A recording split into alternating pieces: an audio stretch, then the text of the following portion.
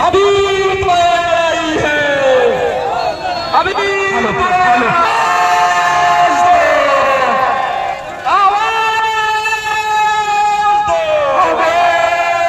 संत कबीर नगर जिले में दिखा भारत बंद का असर। जी हां, दलित और आदिवासी संगठनों ने आरक्षण में वर्गीकरण के खिलाफ एवं हाशियों पर पड़े दलित समुदाय के मजबूत प्रतिनिधित्व और सुरक्षा की मांग को लेकर आज भारत बंद का आह्वान किया है। भारत बंद का बहुजन समाज पार्टी एवं चंद्रशेखर आजाद की भीम आर्मी एवं आजाद समाज पार्टी समेत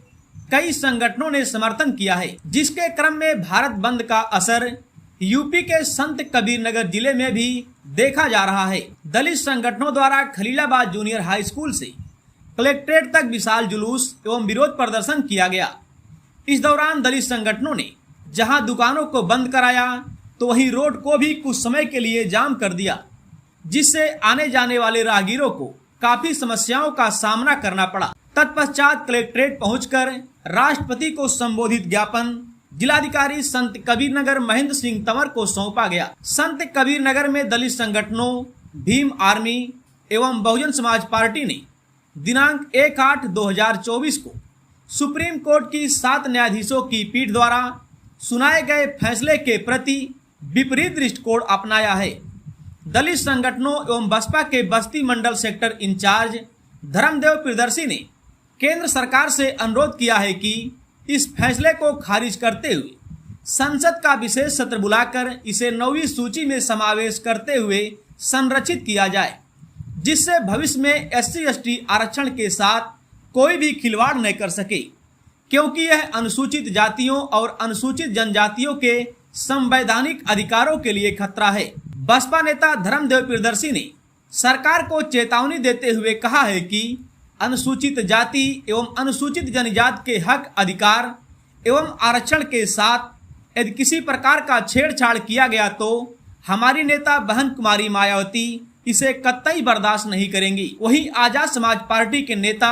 एडवोकेट बृजभान बौद्ध ने कहा है कि हम लोगों को किसी भी हद तक क्यों ना जाना पड़ जाए, हम लोग SC/ST, OBC एवं अल्पसंख्यकों पर हो रहे अत्याचार को अब और बर्दाश्त नहीं करेंगे। हमारी मांगों को अगर सुप्रीम कोर्ट एवं केंद्र सरकार नहीं मानती है तो आगामी 11 सितंबर को हम लोग राजधानी दिल्ली को भी पूर्ण रूप से बंद कराएंगे।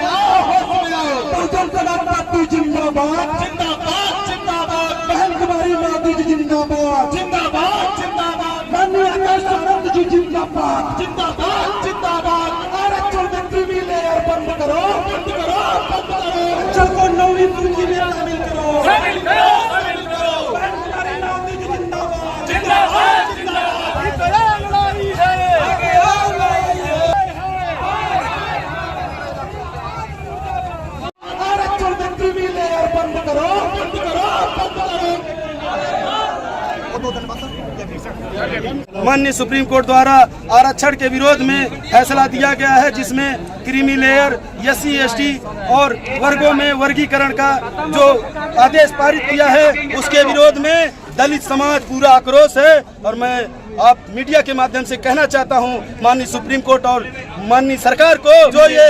आदेश पारित किया गया है, अगर क्रीमी लेयर जो पारित किया गया है अगर ये वापस नहीं लेती है तो अभी हमारे अगुआ एडवोकेट आदरणीय चंद्रशेखर आजाद जी ने 11 सितंबर 2024 को पूरा दिल्ली बंद करने का आह्वान कर दिया है। साथियों, आज का ये 21 जो है आज का जो कार्यक्रम था, हम लोगों ने, आप लोगों ने देखा कि हम लोगों ने बाबा साहब के बताए हुए संविधान के हिसाब से हम लोगों ने पूरी मजबूती से इस सरकार को, इस प्रशासन को और इस शासन को और इस सुप्रीम कोर्ट को हिला देने का काम किया है। और मैं दावे के साथ कहता हूं कि अगर ये सरकार, ये जो है माननीय सुप्रीम कोर्ट, अगर ये जो आदेश पारित की है अगर वापस नहीं करती है तो ये भीम आर्मी आजाद समाज पार्टी ईंट से ईंट बजाने का काम करेगी। बहुजन समाज पार्टी एवं इस भारत बंद में तमाम पार्टियों का जो है समर्थन रहा है। मैं आप सभी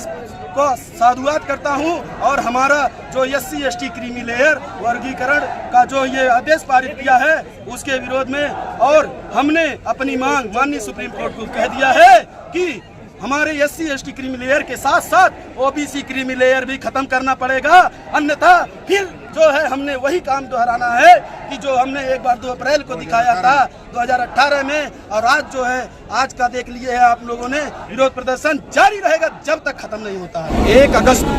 2024 माननीय सुप्रीम कोर्ट के द्वारा जो 7 न्यायाधीशों के माध्यम से इस देश के अनुसूचित जाति और जनजाति और पिछड़े वर्ग के खिलाफ एक आदेश पारित किया है। राज्य सरकारों को कुछ छूटें दी हैं मनमानी करने के लिए। वो ये है, आरक्षण में वर्गीकरण चाहती है सुप्रीम कोर्ट, जबकि सुप्रीम कोर्ट के जो जज बनते हैं उनमें क्रीमी लेयर और ये वर्गीकरण क्यों नहीं किया जाता, और जो है सुप्रीम कोर्ट के जजों की नियुक्ति में